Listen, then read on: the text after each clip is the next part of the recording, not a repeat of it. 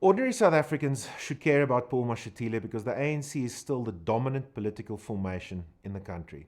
And Mashatile, 2 years out from the ANC's next elective conference in 2027, is the clear and complete forerunner for the presidency's position. Cyril Ramaphosa is under increasing pressure. His term of office is coming to a close, and Mashatile is positioning himself to take over the ANC's leadership and potentially the leadership of the country. We need to understand who Paul Mashatile is. We need to understand what he believes.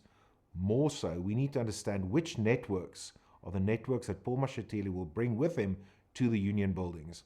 We saw what happened during state capture. We saw what happened under the leadership of Jacob Zuma. My impression is that Paul Mashatile shows a lot of characteristics of the Zuma presidency and the Zuma era. And the Dark Prince explains exactly how the Mashatile networks function, what he believes, and how South Africa could look under a Mashatile leadership.